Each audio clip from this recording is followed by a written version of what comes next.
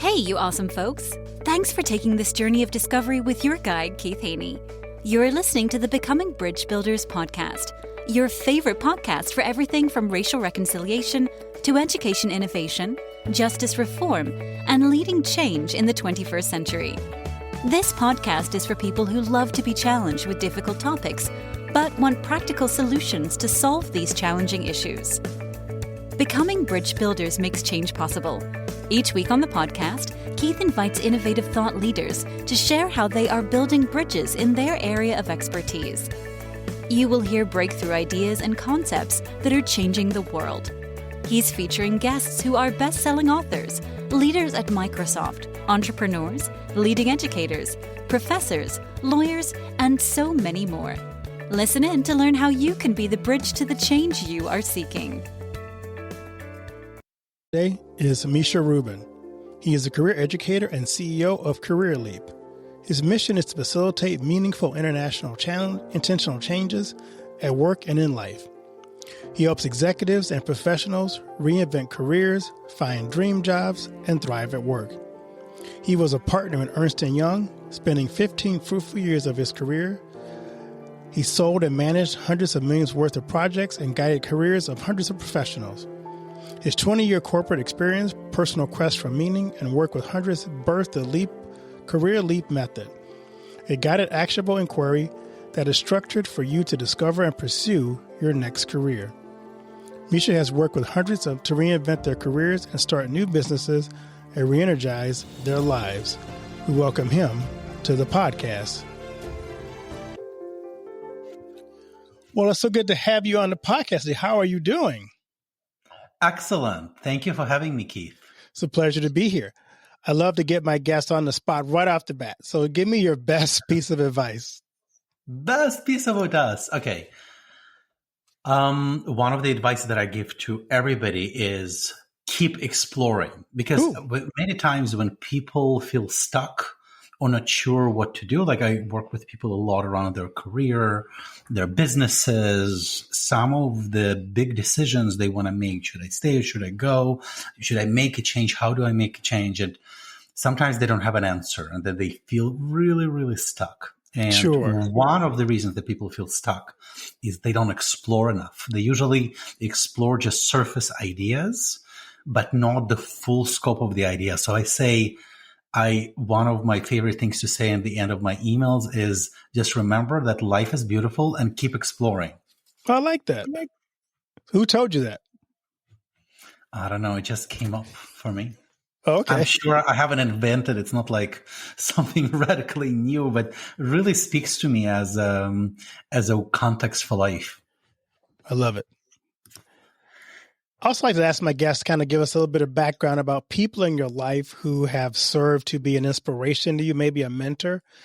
Kind of opportunity for you to kind of give those people a shout out, a thank you for the impact they've had on you. So I had quite a few people and organizations and modalities that truly influenced me. Lately, one of my favorite people and favorite influencers for me is Byron. I don't know whether you've heard of her, but she is like an amazing teacher. Wisdom, her book that I highly recommend to everybody, that's called Loving What Is. She developed this very simple and incredibly effective way of questioning your thoughts and questioning what's real. And it helped me personally answer a lot of questions and get rid of a lot of noise in my life. And also I use that methodology to work with my clients to help them to get rid of their noise. Cool. You said there was someone else. Anyone else you wanted to think about or shout out to? So the other person that's been of great influence to me is Michael Singer. His books, The Untethered Soul and The Surrender Experiment, are fascinating. And his story that he was this person who was kind of a yogi who wanted to live in the woods.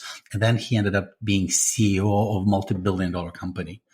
And the quest here is how to make good choices and decisions and how to listen to yourself and trust life. I find it very fascinating. And I'm, again, using a lot of that in my life and in working with my clients. That's interesting. Yeah. Those people kind of we run across kind of really impact us and really shape how we think about things, even kind of take what their ideas are and internalize them and kind of use them as they apply to our lives.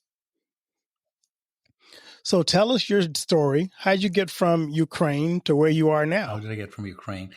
Listen, I have so many stories that I could share with you. So, but let me maybe focus. Ukraine, that was 30 years ago. My whole family migrated. But one of my favorite story of change, and what I help people is create meaningful, intentional changes in their work and life. And maybe one of the my personal leaps that I want to share is how I started to become a career educator and doing my work. Because before that, I worked on Wall Street. I was actually a partner at a Big Four management consulting firm. So I was one of these busy, exhausted consultants that ran around and did a lot of work. And remember that I was sitting in one of these business meetings where I was talking to my colleagues, and everybody was talking, and then I heard my corporate voice, the serious voice. And as I was speaking, I heard my quiet voice, and my quiet voice said, "Misha, you're done with this. You're not going to do this anymore." The only thing my quiet voice wasn't that polite. And that was really like a moment of truth for me, because at that time, I was making more money than an immigrant from Ukraine could have ever imagined. I was a partner for over 5 years. I had this job. I also had 3 young children, and I was a breadwinner in my family. And I kind of had a direction of what I wanted to do, but I didn't have clarity. So I did something that I don't recommend anybody to do. I jumped off the cliff. And as I was flying off the cliff, I realized there are so many people that I knew that either were not fulfilled around their job or just knew it was time for them to do something else, but they didn't really know what it was, how to go about it, when is the right time to make change, how to actually implement it, that I realized there is like a missing in our society from education perspective. And that's where the Career Leap method got born. And so in the past almost 4 years, that's what I've been doing. I've been working with executives, with professionals, with leaders, with business people to help them create a meaningful, fulfilling life and craft the life that they want and make changes in their career and life. So that's basically my story and my life work. So there are a lot of people in the sphere that you're in right now who help people to find or make career changes. What makes your process or what you do different from other people who kind of give advice about careers? Well, one thing, I've been very successful in my career. So I know what it is. For many years, my career didn't make sense to me. Even when I remember I received that phone call about becoming a partner, and I worked so hard for it.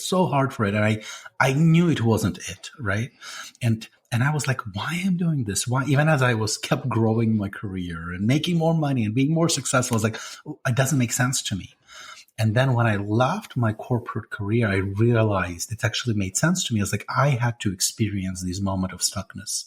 I had to experience these moments of success. I had to experience these moments of like how to navigate all these different organizations. I had to experience how to make a leap myself. So when I decided, and chose to do what I will do in life, it's actually rooted in a very deep experience. I guided careers of hundreds of people, and I've impacted lives of thousands of people through a lot of different things that I've done. So to me, it's just like my natural expression.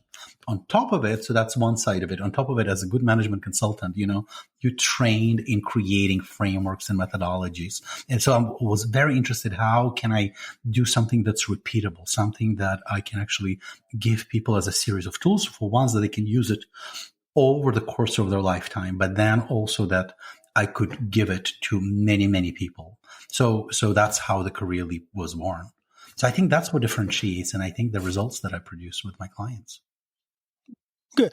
So tell us about what Career Leap is.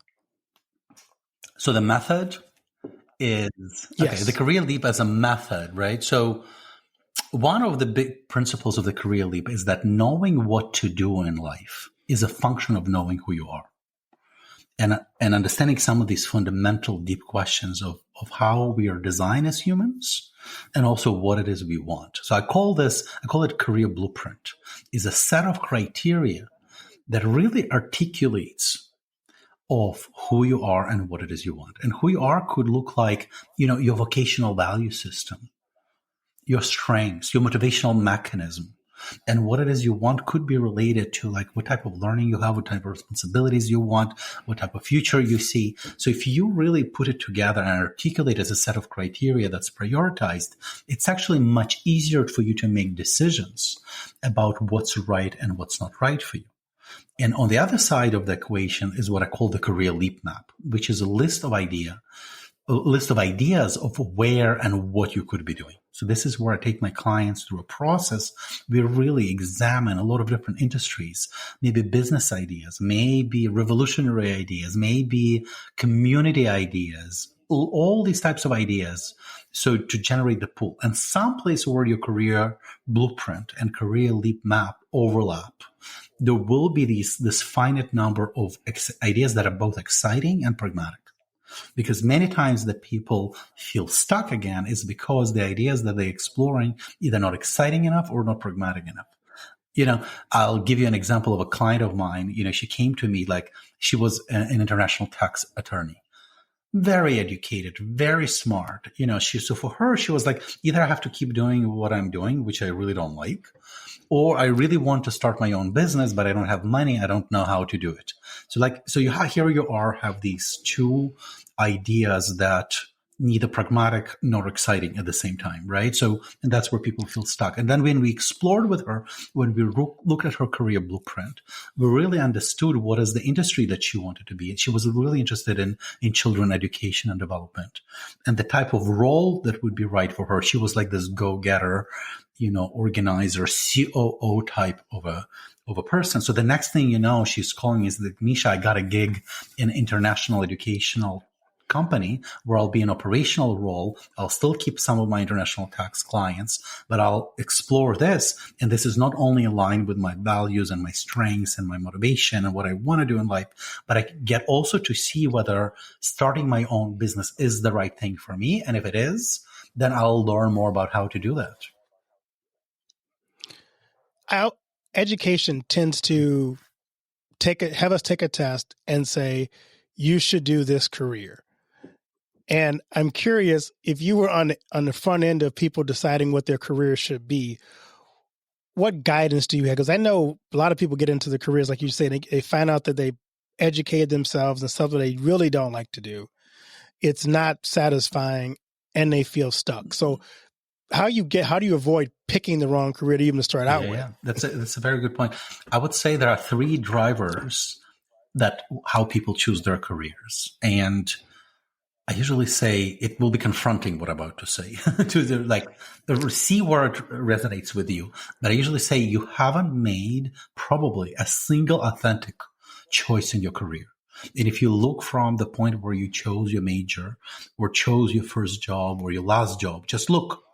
So there are three drivers. Number one is other people's opinions, right? So there are all these, your parents, your family, your friends, your community.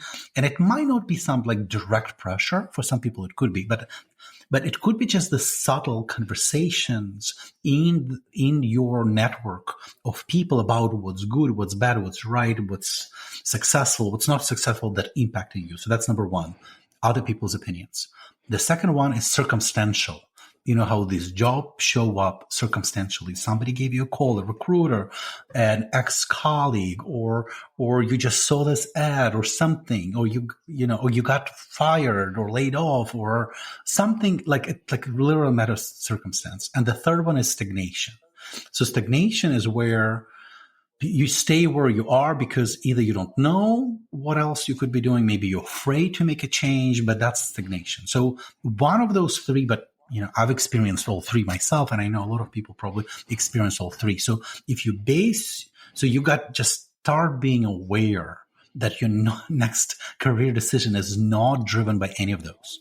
But to make good decision, you need a few things. One thing, when I work with younger people or a lot of my friends or colleagues talk to me about their kids, I usually say, when you don't have a lot of data points about yourself, it's very hard for you to create a solid criteria for your choices. So what's important at that part of your life is to create a lot of data points. And to do that, you need to have a lot of different experiences. And you can start it from, high school or middle school, organizing things, managing things, running things, designing things, creating, see what is that, working with people, not working with people, just trying a lot of different things and see what will resonate with you. But when I mostly work with seasoned executives and professionals, for those people, you actually do have a lot of data points, but you don't have tools to put them into criteria that you can actually effectively use for your reinvention or figuring out what's next. So that's where I do a lot of work, help people actually articulate based on a lot of data points that they already have. So it seems to me like just talking to you and thinking about where we are in society, so many people are in the workforce underperforming because they do not like their job. And so employee retention has to be really high in terms of the workforce right now. If people are stuck in jobs that they don't feel they're qualified for or satisfied for, it's got to be a huge problem. So what do you see in your work as the greatest challenge facing the workplace today? Mm-hmm. Well, I think there are multiple challenges, but I always like to come from your inner challenge, because there is a lot of obstacle that outside of our reality, and we can prepare for them. But to me, I'm very interested in your inner obstacles, what is stopping you from having the life that you really want to have. And very often it is, the most common word when my clients come to me, what they say, I want clarity. That's the number one thing. They say, I understand, I want to make more money and be more successful. I get all of that. But if only I could have clarity, get me to clarity. That would be so the question, the inquiry for people, if you're not clear about what's next for you, how come? What do you think is in the way? Is it because you're not exploring? Is it because you're afraid? Is it because you're not really in the driver's seat of your life? Is it you really explored and you gave up? So kind of really looking into that space that you get to that exploration part. I'm curious, what tools do you use in your career path that people can access and even connect with you on to figure out that sense of clarity? Sure. I actually designed a digital program that's called careerleap.pro. Actually, that's the website, careerleap.pro, where this is the course, after working with dozens of people. So my clients who pay me tens of thousands of dollars, I basically thought about how do I put this methodology in the accessible way. So this is what I have available right now, and that it has all the tools that I described, how to build your career blueprint. So you actually have a criteria and you get clarity about what it is you want. How do you build your career leap map? So you actually examine a lot of different ideas. How do you go into that overlap? How do you narrow down those choices? And what do you do after that? So it's kind of all laid out in my digital.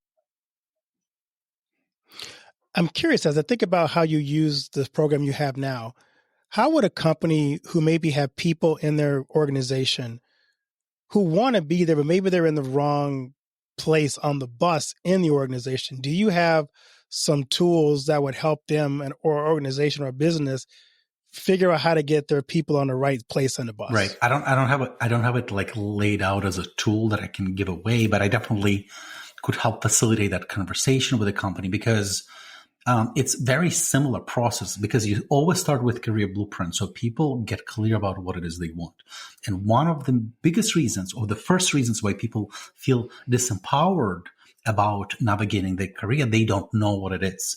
And it actually could be inside of the existing organization, and it could be something that actually very close to you. But if you don't know what it is, it's very hard to pursue it. And then people feel disempowered.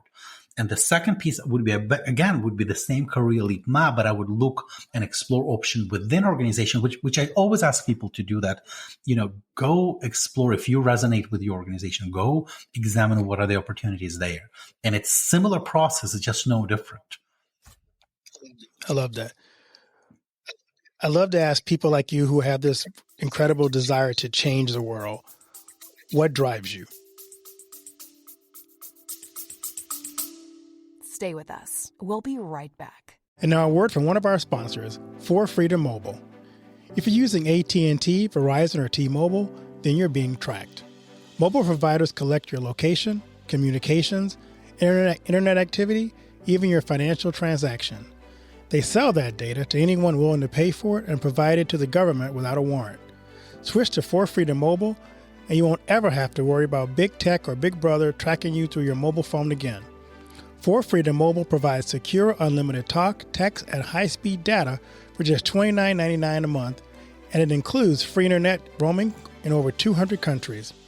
Sign up for the service by visiting forfreedommobile.com and using the promo code BRIDGEBUILDERS to get your first month for only $9.99.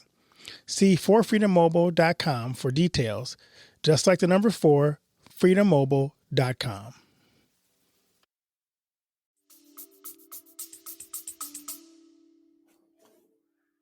My value system. This is what I realized. That was my really breakthrough about the career leap map. If people could understand their value system, like articulate in language. And when I say value system, I say that's something that, I don't know whether you either were born with or maybe it got created in you and set in you very, very young. Then you have a very good compass for your decision making. So my vocational values are making a difference, clarity, and creating. So I don't know whether I have like a drive, but to me, it's literally I'm in alignment with my value system, and that makes it very easy. That makes sense. I get that. I also want to talk about your nonprofit. You started a nonprofit. You want to share with us about that? Sure. I've been on the board of Worldwide Orphans for almost 10 years now, and I'm very passionate about children causes. And this is an organization that works with orphans and other vulnerable kids.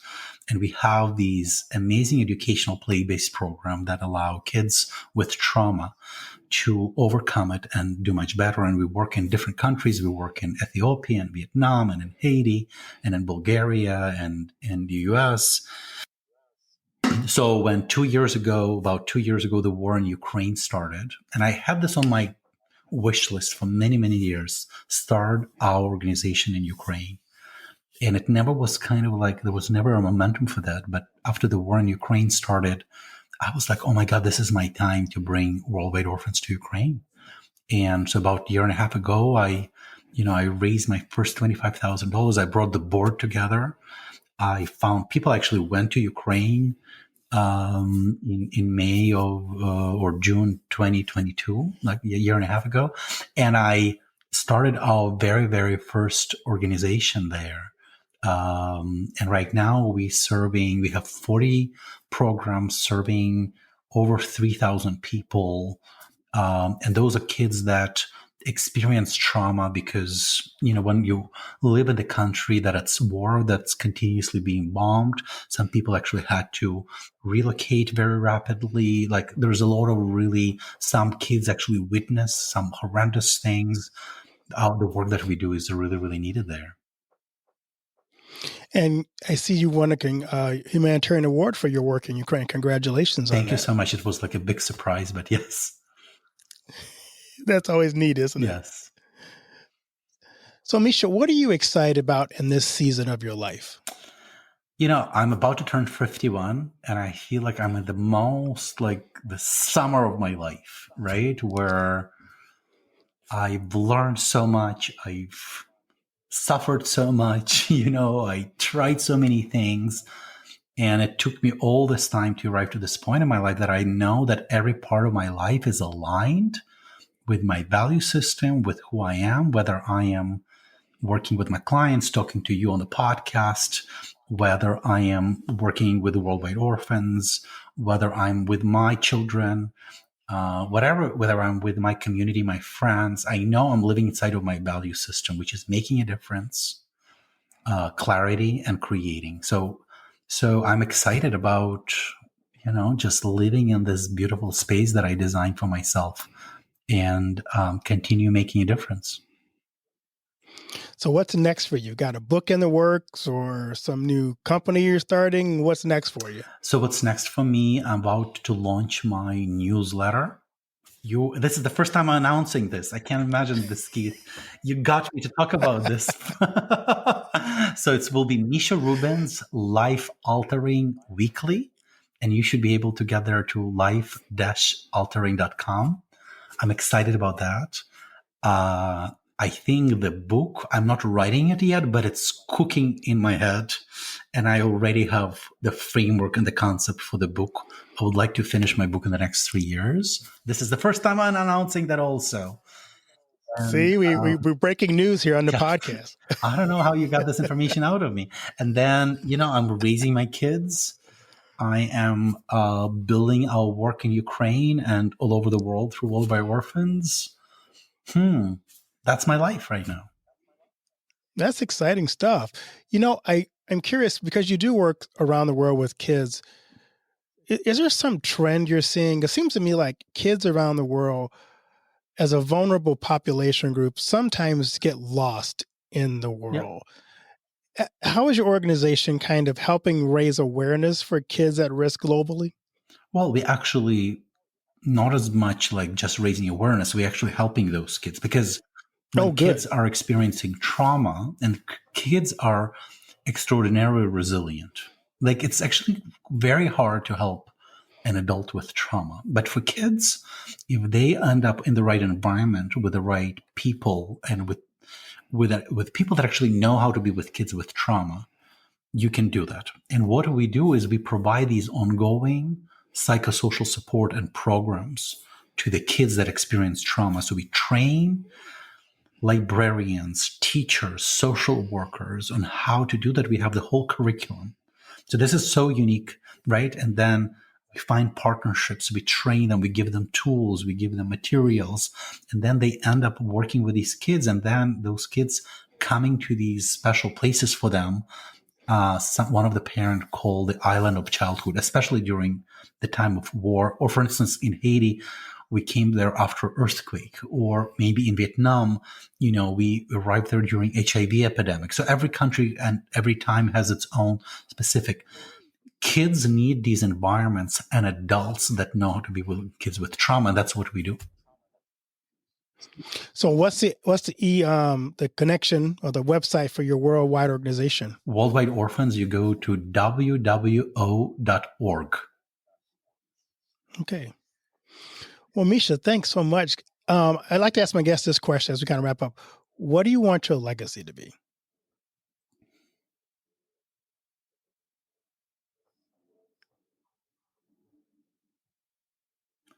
I think my life is my legacy. I don't think about this legacy in the terms, I don't think about my legacy in terms that I want it to be something like this thing, So I know I'm raising my kids. They'll be my legacy. I'm doing my work with my clients. I'm designing my methodology. I'm writing my book. So I think that all will be part of some type of legacy. But I'm not thinking about this. I want to leave X. I want to live. I want to be an example of how to live a meaningful, purposeful life. Anything I haven't asked you that we should have covered? Because we got a lot out of you today. No, I think we covered all important topics. And we had breaking news too on top of it. I know. I wanted to tell you, shh, don't tell anybody. And don't tell anybody. Yeah, we public podcast, okay? That's right. Well, Misha, where can people find you one more time, your website, and what can they find you on social media? So the best place to find me is my website is misharubin.com, misharubin.com. And LinkedIn. LinkedIn is my favorite method. Misha Rubin there. Come connect with me, chat with me. Yeah. Well, Rubin, thanks so much for sharing. And thank you for what you do especially for kids. Kids are a big part of my heart and passion too. So thank you for helping those kids who are dealing with trauma all around the world, because they are such a valuable asset that we want to make sure we protect and take care of. Thank you, Keith. I really appreciate your kind words.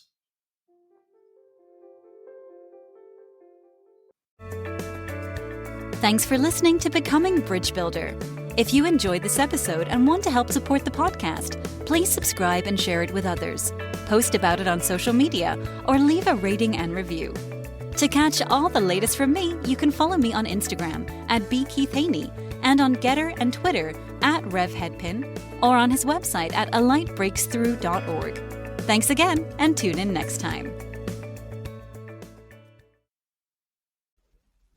Do you know that most entrepreneurs hit a revenue ceiling and have no idea why? They're working harder, spending more money, running more ads, but revenue stays flat. My friend Dr. Noah St. John calls this the invisible break. He's giving our listeners a free revenue ceiling audit to help you see what's really holding you back.